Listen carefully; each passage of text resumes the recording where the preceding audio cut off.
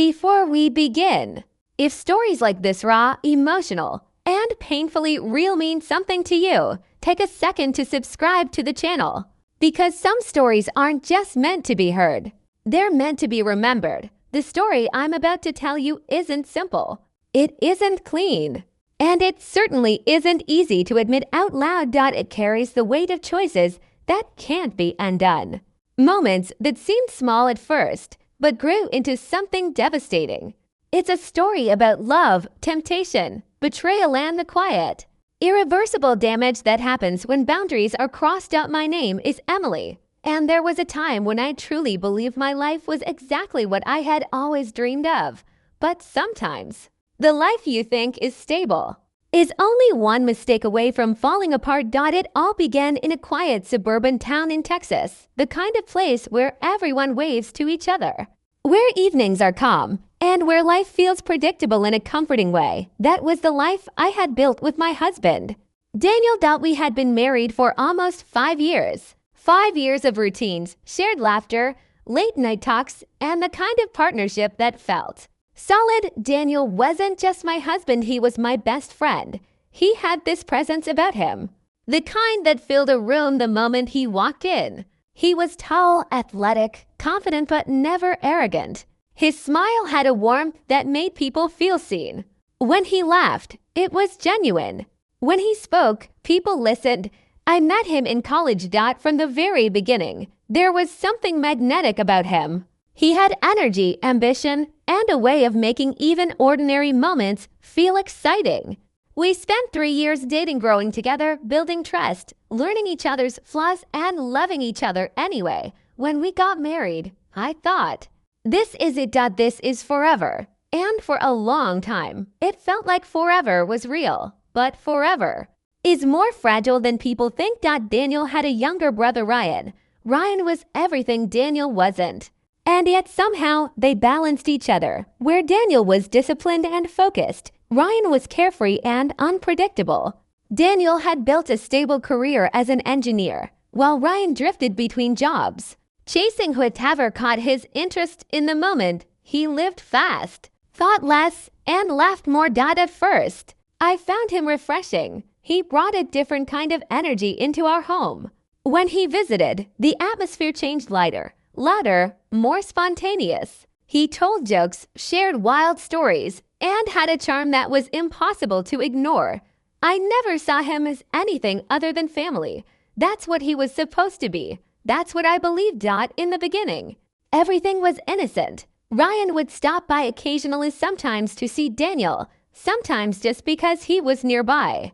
Over time, his visits became more frequent, especially on days when Daniel worked late. At first, I didn't think anything of it. We'd sit in the living room watching TV. Sometimes we'd order food, pizza, Chinese takeout, whatever we felt like. We talk, laugh, share stories about life. It felt normal, comfortable, safe. But the truth is, things don't always change all at once. Sometimes they shift slowly, so subtly that you don't even notice it happening. The first change was in the way Ryan spoke to me. It started with small compliments. You look nice today. You've got great style. Daniel's lucky, you know that.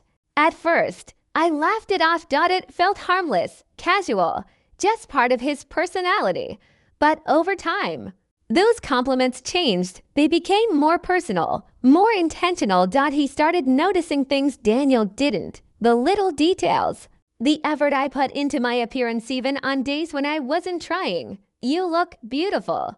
Even like this, he once said, when I was in sweatpants, hair tied up, completely unprepared for any kind of attention. That moment stayed with me longer than it should have, not because of what he said, but because of how it made me feel.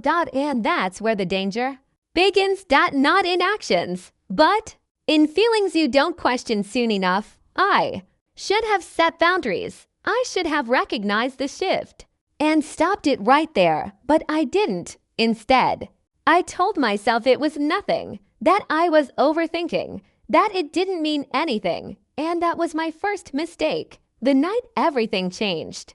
It was raining, a quiet, steady rain that made the whole house feel smaller, More enclosed. Daniel had been called into work unexpectedly. Some emergency project that couldn't wait. I remember feeling a little disappointed.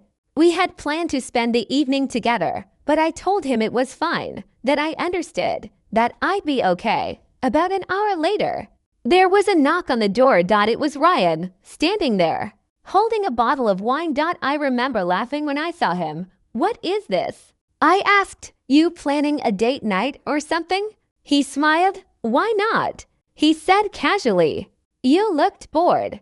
Thought you could use some company." I hesitated. Just for a moment. Then I let him in. We opened the wine. Then another. We talked, laughed.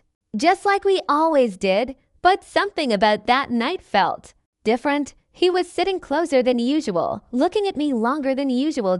And the silence between conversations felt heavier, charged with something unspoken. And then he leaned in for a split second.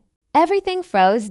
My mind screamed that it was wrong, that this shouldn't be happening, that I needed to stop it, and I did. I pulled back. I told him no. I told him this couldn't happen. But something had already changed, because even though I stopped it, I didn't end it. That moment stayed with us. Like a shadow that followed every interaction afterward, every glance, every conversation. Every time we were alone in the same room, I tried to convince myself it was just a mistake, that it meant nothing, that it would never happen again. But temptation doesn't disappear just because you ignore it. In fact, it grows stronger. The next time he came over, it wasn't planned. It never was. And that's what made it so easy to justify. It just happened. That's what I told myself over and over again. What started as a moment turned into something else. Something secret, something dangerous, something I knew deep down would destroy everything if it ever came to light. Daniel trusted me completely without question, and I betrayed that trust.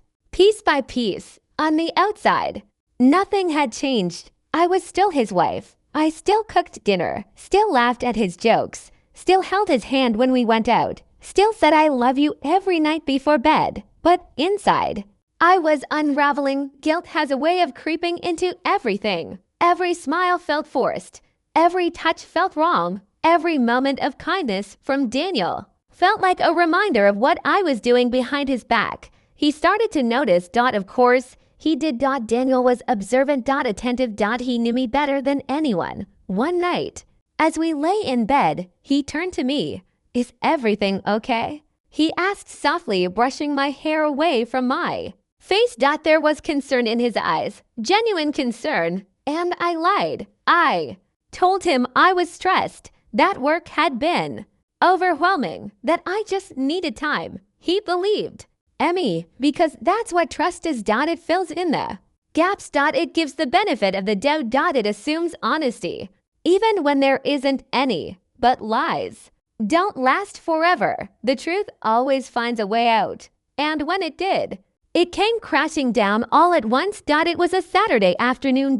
Bright, warm, peaceful. The kind of day that feels ordinary. Safe. Daniel had gone out to run errands. Ryan came over, like he had so many times before. We thought we had time. We thought we were careful. We thought we wouldn't get caught. But life doesn't care about your plans. Daniel forgot his wallet, and when he walked back through that front door, everything ended. I still remember the sound of it. The door opening. The footsteps, the silence that followed. And then the moment he saw us. There are some expressions you never forget, and the look on his face will stay with me for the rest of my life. It wasn't just anger.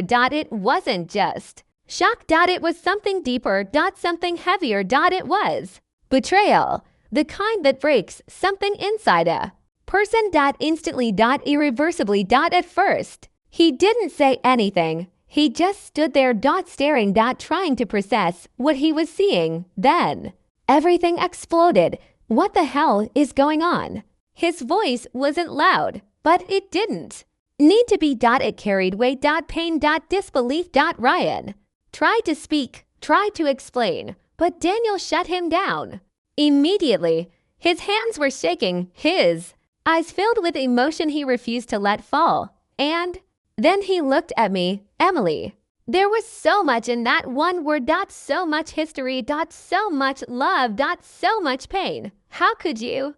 I didn't have an answer. Not one that mattered. Not one that could fix what had already been broken. I tried to speak, tried to explain, tried to reach for him, but he stepped back, like my touch meant nothing anymore. Like it burned, and in that moment, I realized something. It was over. Not just the moment, not just the situation. Everything. The marriage. The trust. The life we had built together. Gone. Daniel left that day, and he didn't come back. Not really. Weeks passed. Then months. When he finally returned, it wasn't to fix things. It wasn't to talk. It was to collect what was left of his life. The divorce papers came soon after. Cold. Final. Unforgiving.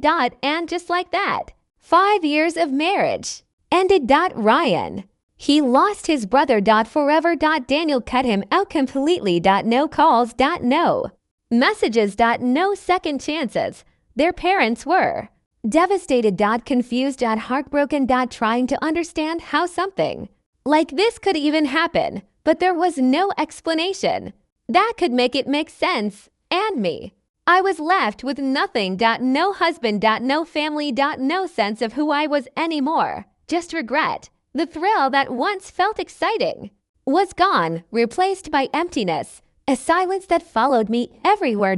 And the realization that one series of choices had destroyed everything I once valued. If there's anything I've learned from all of this, it's this: betrayal doesn't start big. It starts small. A compliment you don't shut down, a boundary you don't enforce, a moment you don't walk away from.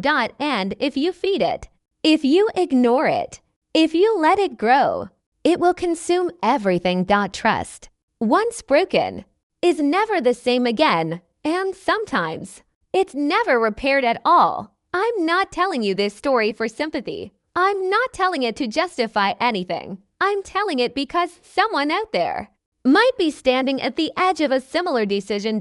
And if you are, walk away, because what feels like a small moment can turn into a lifetime of regret. And some things, once broken, can never be put back together.